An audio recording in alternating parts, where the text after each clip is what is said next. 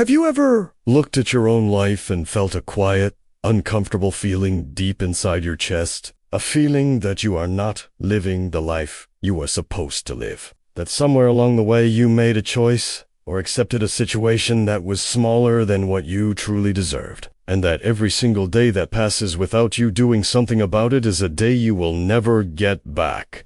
That feeling has a name. And its name is not depression. And its name is not failure. And its name is not bad luck. That feeling is a warning. That feeling is your life trying to talk to you.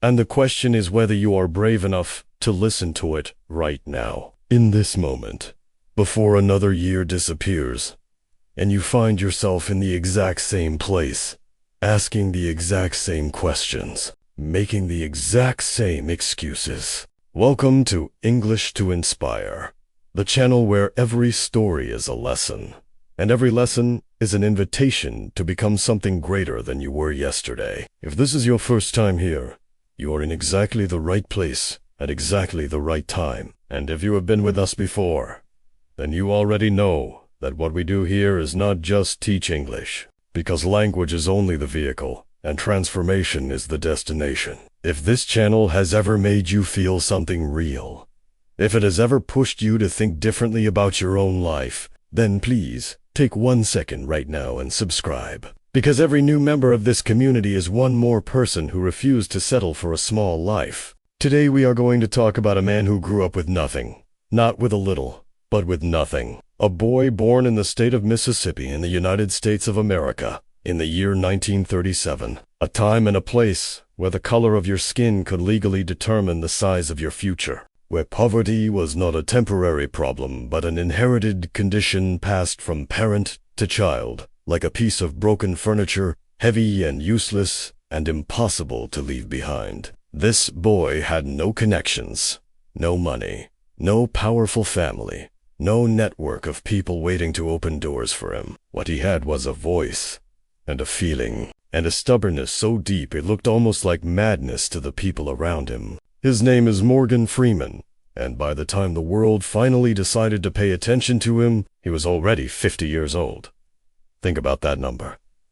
50 years old. While other men his age were thinking about retirement and looking back at what they had built, Morgan Freeman was just beginning to receive the recognition that he had been earning quietly and patiently for decades. His story is not a story about talent alone, because talent without time and pain and refusal is just a beautiful instrument that nobody ever plays. His story is about endurance, and about the terrifying kind of faith that keeps a person moving forward, even when every sign around them says stop. And here is what I want you to hold in your mind as we begin this journey together today. Whatever you are going through right now, whatever obstacle is sitting in front of you, whatever voice inside your head is telling you that it is too late, or that you are too old, or that you missed your chance, Morgan Freeman's life is the answer to that voice.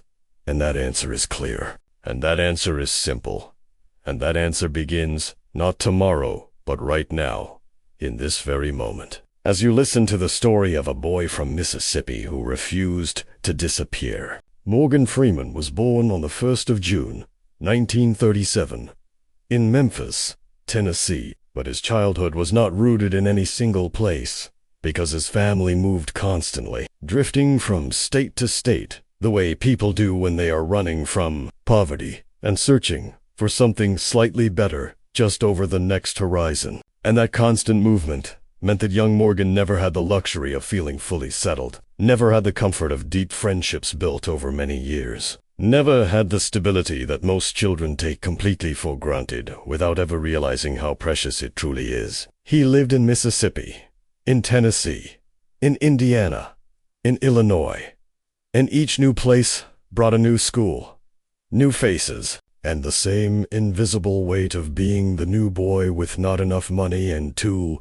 much pride to ask for help from anyone around him. His father, Morgan Porterfield Freeman Sr., was a barber who struggled with alcohol, and his mother, Mame Edna, worked hard to keep the family moving forward. But the truth is that Morgan was raised in large part by his grandmother, and later by other family members, in an environment where love existed but resources did not, where people around him worked their entire lives and still ended up with very little to show for it, where the lesson that the world teaches poor children is not that you can be anything you want, but that you should be grateful for what little you have and stop dreaming about things that were never meant for people like you. Morgan heard that lesson. He simply chose not to believe it. At the age of 9, something happened that would quietly change the direction of his entire life, though nobody around him recognized it as important at the time, because important moments rarely announce themselves when they arrive. They simply settle inside you and begin to grow in the dark, like a seed that nobody planted on purpose. His teacher chose him to perform in a school play, and when Morgan Freeman stepped onto that small stage in front of his classmates, something inside him woke up with a clarity and a certainty that he had never felt before in his short and difficult life. He was not nervous.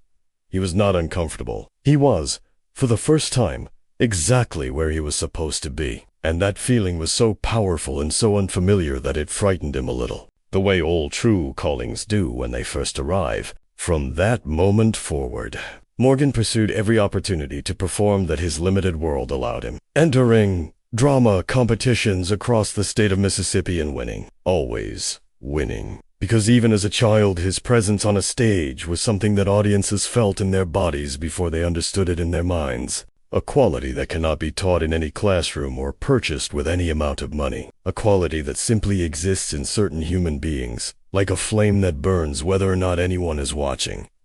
He was poor. He was black in the American South during one of the most dangerous and unjust periods in that country's history. He had every reason in the world to keep his head down and his dreams small and his expectations reasonable. And still, that flame burned. Now I want you to stop for just a moment and think honestly about your own life. Because Morgan Freeman at 9 years old found the thing that made him feel alive. And the question I am asking you right now is not whether you remember that feeling, but whether you are still doing something about it. Whether you are still moving in the direction of the thing that lights you up from the inside, or whether you quietly set it down somewhere along the road because someone told you it was not practical, not realistic, not responsible, and you believed them instead of believing the fire that has been burning inside you since the very beginning. When Morgan Freeman was 17 years old, he received something that most young people from his background could only dream about. Something that represented a genuine open door in a world that kept most of its doors firmly locked to boys who looked like him and came from where he came from.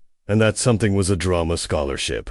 A real and concrete invitation from a university to come and study the thing he loved most, to spend years developing the gift that had been growing inside him, since that 9-year-old boy first walked onto a school stage and felt the world click into place around him. A drama scholarship, an official recognition that his talent was real, that his dream had value, that someone in a position of power had looked at Morgan Freeman and said, "Yes, we see you. We believe in you. Come and grow here with us." He turned it down. He did not lose it, and it was not taken from him, and the university did not change its mind. Morgan Freeman made a conscious and deliberate choice to say no to the scholarship that could have launched his career a decade earlier, and instead he walked into a United States Air Force recruitment office at the age of 17 and signed his name on a piece of paper that would take him far away from stages and spotlights and everything he had told himself he wanted since he was a small child, performing in Mississippi. And if you are listening to this right now and you are asking yourself, why? Why would anyone do that? Why would a young man trade his dream for a uniform? Then you already understand something important about the way fear works inside the human mind. Because fear does not always look like fear. Sometimes it looks like a practical decision.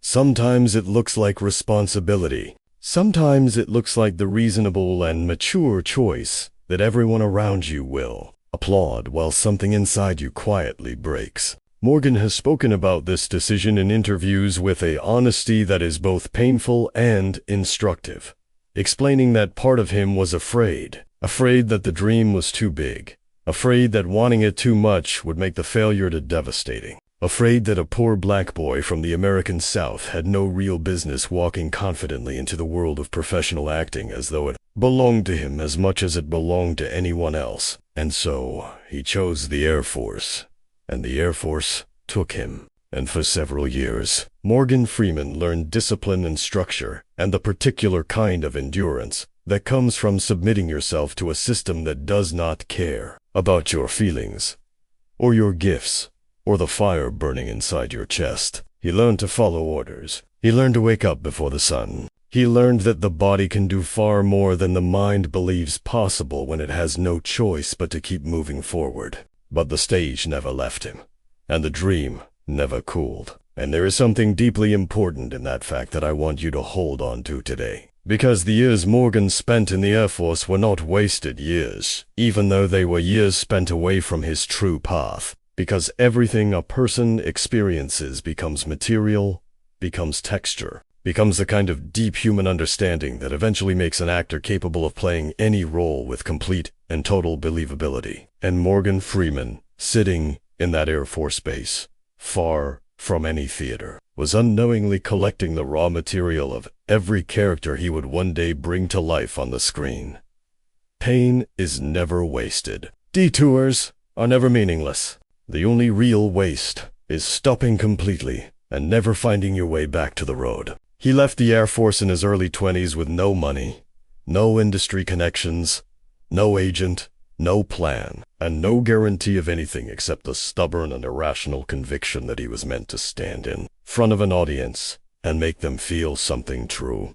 And that conviction, unreasonable as it appeared to everyone around him, was the only compass he had, and he decided, quietly and completely, to trust it with everything he had left, which, at that particular moment in his life, was not very much at all. When Morgan Freeman arrived in New York City in his early 20s, with nothing but his conviction and his talent, he entered a world that was not waiting for him, a world that did not know his name and had no particular interest in learning it, a world populated by thousands of other young men and women who were equally hungry and equally convinced that they were meant for something great. All of them competing for the same small number of roles, all of them sitting in the same waiting rooms, all of them hearing the word no so many times that it stopped sounding like a rejection and started sounding like the natural background noise of a life spent chasing something that the industry was not yet ready to give them. New York City in the 1960s was electric and brutal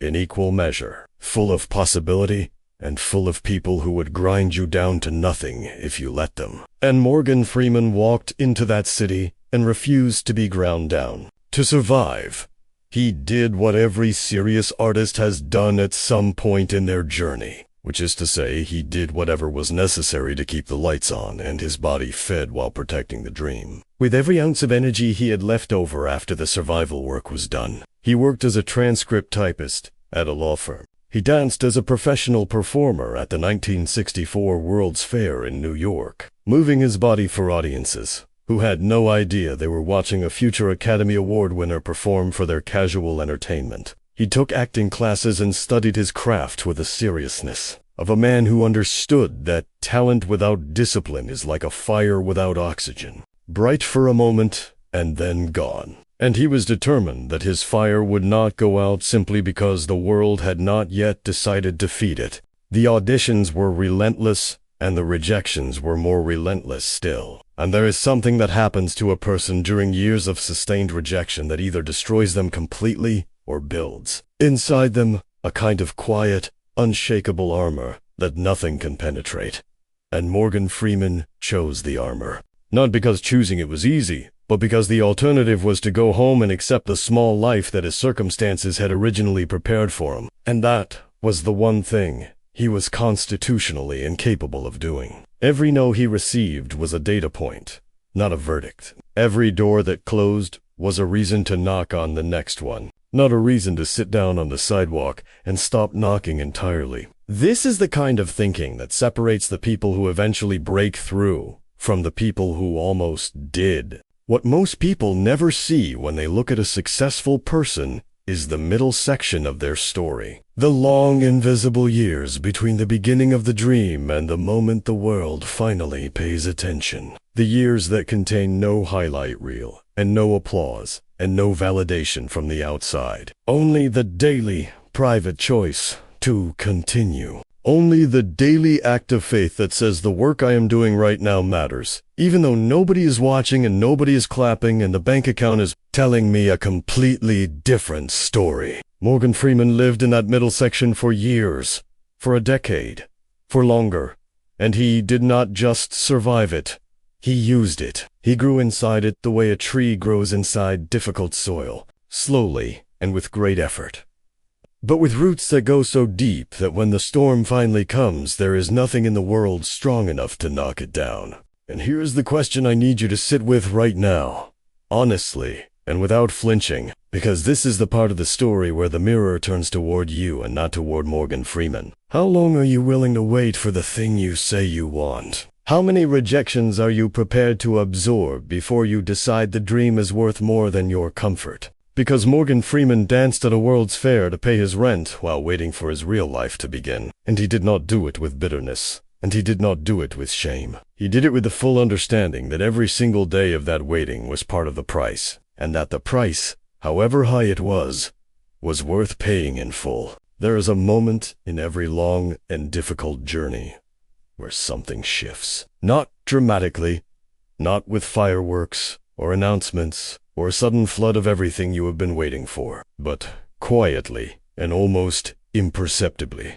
like the first faint light that appears on the horizon before the sun actually rises. A light so subtle that if you are not paying close attention, you might miss it entirely, and mistake it for just another ordinary morning. And for Morgan Freeman, that shift began not in Hollywood, not on a movie set, not in front of a camera that would broadcast his face to millions of people around the world, but on a small television screen in the living rooms of American families who were sitting with their children and had no idea that the man performing in front of them was carrying decades of hunger and discipline and refusal inside every single word he spoke. In the early 1970s, Morgan Freeman joined the cast of a children's educational television program called The Electric Company. And if you are listening to this and thinking that a children's television show sounds like a small and unimpressive step for a man with the ambitions Morgan Freeman carried, then I want you to think again, because there are no small steps when you are building something real. There are only steps, and the person who refuses to take a step because it does not feel grand enough will find themselves standing perfectly still, while the people around them who embraced every opportunity regardless of its size are already miles down the road ahead of them. Morgan Freeman showed up to that television program with the same commitment and the same presence that he would later bring to every major film of his career. Because excellence is not something you turn on when the stakes feel high enough. Excellence is a habit, and habits do not care about the size of the audience. He played multiple characters on The Electric Company, bringing humor and warmth and a physical expressiveness that children responded to immediately and instinctively. And while he was performing for an audience of young people learning to read, Morgan Freeman was himself learning something equally important, which was how to be completely alive in front of a camera, how to fill a scene with genuine human presence rather than performed emotion, how to trust his own instincts rather than reaching for the safe and predictable choices that most actors default to when they are uncertain or afraid. The television show ran for years, and every single day of it was a classroom. And Morgan Freeman was the most serious student in the room, even when he was the one standing in front of the camera, alongside his television work. Morgan pursued the stage with a dedication that the New York theater world could not ignore forever, and slowly, painfully, with the kind of progress that is only visible when you zoom out far enough to see the full picture. He began to accumulate the stage credits and the critical recognition that would eventually force the industry to take him seriously as a dramatic actor of the highest order. He appeared in Broadway productions. He worked in off-Broadway theaters. He took every role that came to him and treated each one as though it was the most important work he had ever done. Because for a man who had waited as long as Morgan Freeman had waited, there was no such thing as an unimportant role. There was only the work. And the work was sacred. By the time Morgan Freeman reached his 40s, he had spent more than 2 decades, building a foundation that most people in the industry still could not fully see. And the word that keeps returning when you study this period of his life is the word persistence. Not the comfortable, motivational poster version of that word, but the real version. The version that lives in the body as a physical ache. The version that costs you relationships and certainty and the approval of people who love you but cannot understand why you keep going. The version that asks you every single morning whether you are sure, whether you are absolutely certain that what you are chasing is real, and demands that you answer yes before it lets you out of bed to face another day of building something the world has not yet agreed to recognize. In 1987, a film arrived that changed everything. Not with the gentle, gradual momentum of the previous decade, but with the sudden, violent force of a door being kicked open by someone who had been knocking politely for 20 years and had finally decided that politeness was no longer sufficient. And that film was Street Smart, a crime thriller in which Morgan Freeman played a character named Fast Black, a dangerous and magnetic and deeply complex man who commanded every scene he appeared in with a ferocity and an intelligence that left audiences and critics completely unable to look away. And the performance was so undeniable, so raw, so far beyond what Hollywood had come to expect from a man it had largely ignored for 2 decades, that the film industry was forced to do the one thing it had been avoiding for years, which was to stop and pay attention to Morgan Freeman with the full seriousness he had always deserved. The Academy Award nomination for Best Supporting Actor that followed was not a gift, and it was not luck, and it was not the result of being in the right place at the right time. Because Morgan Freeman had been in rooms, and on stages, and in front of cameras for 20 years, and the industry had looked past him for 20 years. And what changed in 1987 was not his talent. Because his talent had always been there, burning at exactly the same intensity since that 9-year-old boy first stepped onto a stage in Mississippi and felt the world recognize him before the world was ready to say so out loud. What changed was that the performance was so large and so undeniable that the industry simply ran out of reasons to keep looking away. And that is a lesson about persistence so powerful that I want you to stop whatever you are doing inside your mind right now and let it land completely. After Street Smart, the doors did not just open, they collapsed. And the roles that followed were the kinds of roles that define careers and enter the permanent memory of an entire culture. Because in 1989, Morgan Freeman appeared in Driving Miss Daisy and Glory in the same year. 2 films so different in their texture and their emotional demands that together they proved beyond any remaining doubt that what the world was dealing with was not a talented character actor who had gotten lucky with one strong performance, but a complete and total artist capable of carrying any story, any emotion, any human truth with equal grace and equal power. Driving Miss Daisy showed the world his patience and his dignity. Glory showed the world his fire and his grief. Together they showed the world everything. The Academy Award nomination for Best Actor for Driving Miss Daisy was the industry's formal admission that it had been wrong, that it had taken too long, that the man standing in front of them accepting their recognition had been ready for that recognition since before most of the people in that room had begun their own careers. And Morgan Freeman accepted that recognition without bitterness and without the kind of public anger that many people in his position would have felt entirely justified in expressing, because Morgan Freeman understood something about energy that most people never learn, which is that bitterness is a weight you carry yourself, that anger at the past costs you the present, and that the only revenge worth taking on a world that underestimated you is to become so undeniably excellent that the underestimation becomes embarrassing to the people who practiced it. What happened to Morgan Freeman between 1987 and 1990 is what happens when decades of invisible preparation finally meet a moment of visible opportunity, and the explosion that results is so bright and so sudden that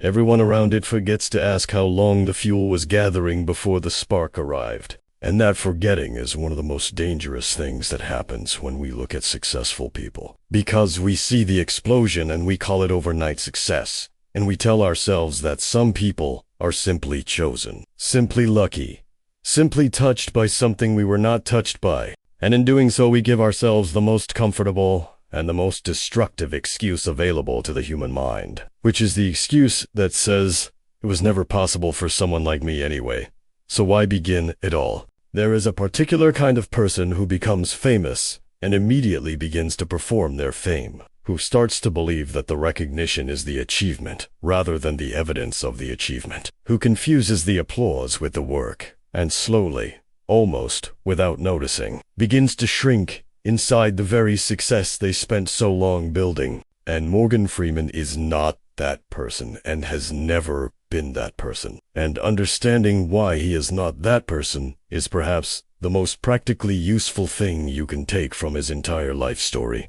Because the philosophy that kept him grounded after the world finally decided to celebrate him is the exact same philosophy that kept him moving forward during the 20 years when the world was doing everything except celebrate him. And that philosophy is devastatingly simple, which is that the work is the point, the craft is the purpose, and everything else is just weather. Sometimes sunny and sometimes dark, but never the thing itself. Morgan Freeman has spoken in interviews throughout his career about his relationship with acting in a way that reveals a man who never stopped being a student, never stopped approaching each new role as a problem to be solved, with total commitment and genuine curiosity, never allowed the accumulation of awards and recognition and box office success to create the distance between himself and his craft that fame so often creates in artists who mistake a rival for completion, because Morgan Freeman understood at a bone-deep level that there is no arrival. That the moment you believe you have fully mastered something is the moment you begin to move backward, and that the only honest relationship a person can have with their craft is one of permanent and humble apprenticeship, no matter how many decades they have been practicing it. He talked openly about his belief that an actor's job is not to be liked and not to be admired and not to be recognized on the street, but to tell the truth, to find the human truth inside every character, regardless of how different that character is from the person playing them, and to deliver that truth to the audience with enough clarity and enough courage that they recognize something real in it, something they have felt themselves, but perhaps never seen reflected back at them with such precision and such honesty. And this commitment to truth over performance, to substance over surface, is what gives Morgan Freeman's work its particular and unmistakable quality. The quality that makes audiences trust him completely the moment he appears on screen. The quality that made directors want him in their films, not just for his talent, but for the seriousness and the integrity he brought to every single set he ever walked onto. He also spoke with remarkable directness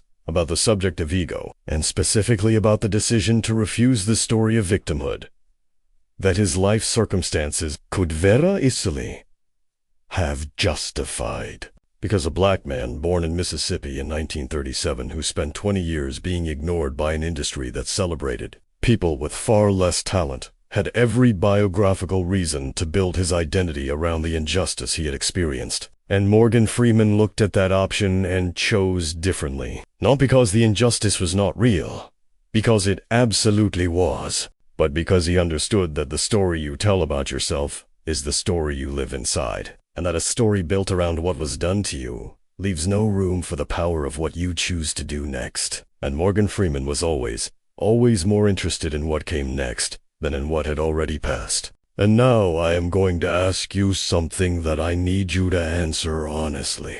Not to me, but to yourself. In the quiet, private space where your real thoughts live, before the world gets to them and reshapes them into something more comfortable and more socially acceptable. And the question is this: what story are you telling about yourself right now? What is the central narrative you carry about why your life looks the way it does? And is that narrative giving you power, or is it taking power away from you? Because the story Morgan Freeman chose to tell was a story of responsibility and craft and forward motion. And that choice, made daily and deliberately over the course of an entire lifetime, is not a small thing. It is everything. It is the whole difference between a life that grows and a life that simply continues.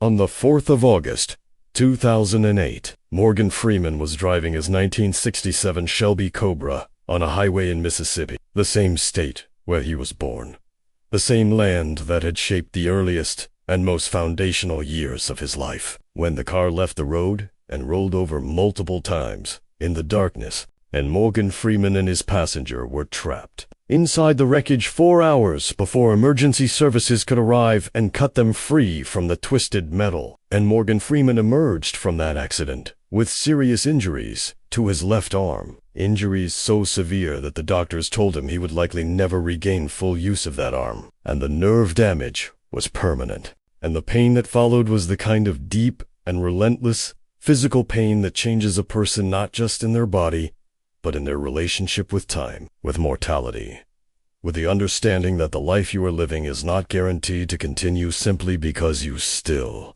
have things you want to do with it. He was 71 years old when that accident happened, and the recovery was long and brutal and required the same quality of stubborn endurance that had carried him through the invisible decades of his early career, except that now the opponent was not an indifferent industry, but his own damaged body. And the fight was not for recognition, but for the simple ability to move through the world without constant pain. And Morgan Freeman fought that fight the same way he had fought every other fight in his life, which is to say, quietly, without public complaint, without performing his suffering for an audience that would have been more than willing to offer sympathy if he had chosen to ask for it. He wore a compression glove on his left hand for years after the accident, a visible and permanent reminder of that night on the Mississippi highway. And he continued to work, continued to show up on set, continued to do the thing that had defined his entire existence since he was 9 years old, standing on a school stage feeling completely and exactly alive.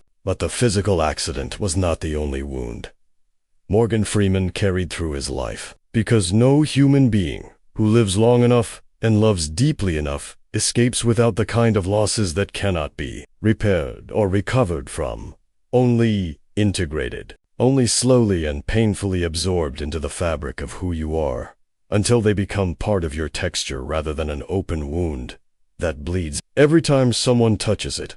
And Morgan experienced the loss of his granddaughter Edina Hines in 2015 under circumstances so tragic and so violent that the details are almost impossible to hold in the mind. A young woman he had helped to raise. A young woman who was by all accounts brilliant and full of potential, gone in an instant in the cruelest possible way. And the grief of that loss was the kind of grief that has no bottom and no easy language and no motivational framework that can make it manageable or meaningful or okay. What Morgan Freeman did with that grief, as far as the world can see, is what he has always done with every form of pain that life has directed at him, which is to continue, to keep showing up, to keep working, to keep bringing his full and complete self to the craft that has been his anchor since childhood. Not because continuing erases the pain or makes it smaller, but because continuing is the only honest answer. A person of genuine strength can give to the losses that life inflicts on all of us without exception or mercy or any regard for whether we feel ready to absorb them. And there is a profound and difficult lesson in that choice that goes far beyond anything a motivational speech can adequately contain, because the lesson is simply that life will break you in ways you did not anticipate and could not have prepared for. And the only question that matters after the breaking is what you choose to do while you are still broken. And so I want you to think right now about the pain you are carrying. Because you are carrying some. Everyone listening to this is carrying something heavy and sharp and difficult. And I am not asking you to minimize it, or to pretend it is smaller than it is, or to perform a recovery you have not yet completed. I am asking you something much harder than that. I am asking you whether the pain you are carrying is becoming the reason you stop, or whether it is becoming the material you build with. Because Morgan Freeman, at 71 years old, with a permanently damaged arm and a grief no parent or grandparent should ever have to know, still chose to build, still chose to show up, still chose to let the fire burn even when everything around it was wet and cold and dark. There is something almost radical about a man who reaches his 70s and 80s and refuses to behave the way the world expects a person of that age to behave, who refuses to slow down, not because he is afraid of stillness, but because the hunger that drove him as a young boy in Mississippi never transformed into satisfaction, never settled into the comfortable and slightly melancholy acceptance that most people mistake for wisdom when they reach a certain age. And Morgan Freeman, in the later decades of his life, is that radical man, still working with a consistency and a selectivity that would be impressive in a performer half his age. Still choosing roles that challenge him, rather than roles that simply confirm what the audience already knows he can do. Still treating each new project as though it is the most important work of his career, rather than a comfortable addition to a legacy that is already more than secure. He has appeared in more than 100 films across his career, lending his voice and his presence to stories that span every possible human experience, from the quiet dignity of a man driving an elderly woman across the American South to the cosmic authority of a character playing the voice of God himself. And what connects every single one of those performances across 5 decades of work is not just technical excellence, but a quality of genuine human attention. A quality that tells the audience in every frame that the man in front of them is fully present, fully committed, fully alive to the specific truth of this specific moment in this specific story. And that quality is not a gift that Morgan Freeman was born with and simply deployed throughout his career. It is a discipline that he chose and practiced and protected every single day of a professional life that most people would have been tempted to coast through long before he ever considered doing so. Morgan Freeman also turned his curiosity outward in ways that revealed the depth of his hunger for understanding, launching a documentary series called Through the Wormhole that explored the most fundamental and difficult questions that human beings have ever attempted to answer. Questions about the nature of time and consciousness and the existence of God and the origins of the universe. And the fact that a man in his 70s chose to spend his time sitting with physicists and philosophers and asking the most uncomfortable and most important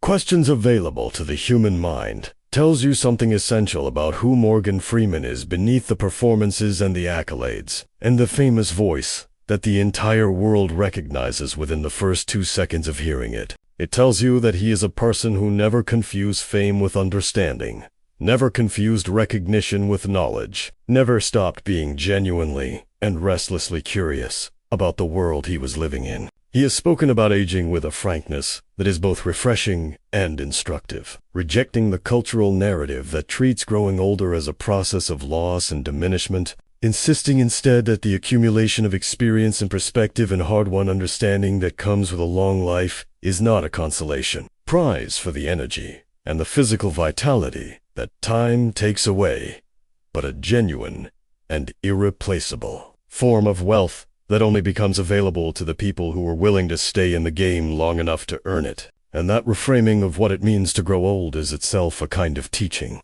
a direct challenge to the way most of us think about time and what it costs us and what it gives us in return for what it takes. And this is the part of Morgan Freeman's story where I need you to feel the full weight of what his longevity actually means. Not as an abstract inspirational fact, but as a direct and personal confrontation with the excuses you are making right now about your own life, because of a man who was ignored for 20 years and survived a near-fatal accident, and carried grief that would have silenced most people and still showed up and still created, and still burned, with the same essential hunger he had at 9 years old. Then the question of whether it is too late for you, whether you are too old, whether you missed your moment, whether the window has closed, that question does not just weaken, it dissolves completely. It evaporates in the face of the evidence, and what remains when it is gone is just you, and your choice, and the fire that has been waiting inside you for longer than you have been willing to admit. We have traveled a long way together today, from a small boy standing on a stage in Mississippi with nothing but a feeling and a stubbornness that the world had not yet decided what to do with, through decades of invisible labor and sustained rejection and survival work and quiet, unshakable faith, through a sudden explosion of recognition that the world called overnight success without any of the shame it should have felt for taking so long to arrive, through physical pain and personal grief, and the radical choice to continue building even when the building felt impossible, through a longevity so complete and so full that it stands not as a monument to talent alone but as the most powerful argument available against every excuse the human mind has ever constructed for why now is not the right time and why the conditions are not yet perfect. and why the dream should wait just a little longer before it is finally allowed to begin. And now I am not going to talk about Morgan Freeman anymore, because this was never only about Morgan Freeman, and you already know that. You have known it since the first uncomfortable question at the very beginning of this journey, the question that asked you whether you were truly living the life you were supposed to live. And the honest answer to that question has been sitting quietly inside you this entire time, waiting for you to stop looking at someone else's story long enough to look directly and without flinching at your own, because your story is the one that matters most right now. Your story is the one that is still being written. Your story is the one where the next chapter has not yet been decided, and the page is complete, blank, and the pen is in your hand and has been in your hand this entire time. So let me ask you what I need to ask you, directly and without apology, because this is not the moment for comfortable language or gentle suggestions. This is the moment for the kind of truth that lands in the body, rather than just the mind. What are you waiting for? Not as a rhetorical flourish, not as a motivational poster question, but as a real and serious and urgent demand for an honest answer. What is the specific thing you are telling yourself you need before you begin? What is the condition that has not yet been met? What is the excuse that has been living in your mind so long that it has started to feel like a fact rather than a choice? Because Morgan Freeman did not wait for conditions to be perfect. He did not wait for the industry to be ready. He did not wait for someone in a position of power to decide that his dream was legitimate. He simply refused to stop. Day after day after day, in the cold and the dark and the silence, he refused to stop. You have everything you need to begin. Not everything you want. Not everything that would make it easier. Not the perfect circumstances, or the guaranteed outcome, or the safety net that makes the leap feel less terrifying. But everything you need, which is the only thing Morgan Freeman ever had at the beginning, which is the decision. The single, clear, and irreversible internal decision that says, this is the direction I am going, and I am going there now. And I am going there without permission from anyone, and without the approval of anyone, and without the guarantee of anything except the knowledge that the person who keeps moving always has a better chance than the person who stands perfectly still and waits for the world to come to. Then the clock is running. It has always been running. It was running when you were 9 years old, and it is running right now, and it will keep running whether you decide to move or whether you decide to stay exactly where you are. Morgan Freeman knew this. He felt it in his body every day of his long and difficult and magnificent life. And he answered the clock, not with urgency born of panic, but with the steady and deliberate and daily choice to show up, to do the work, to trust the fire, to refuse the small life, to become slowly, and then all at once, exactly who he was always meant to be. Now it is your turn. The stage is yours. Do not waste it.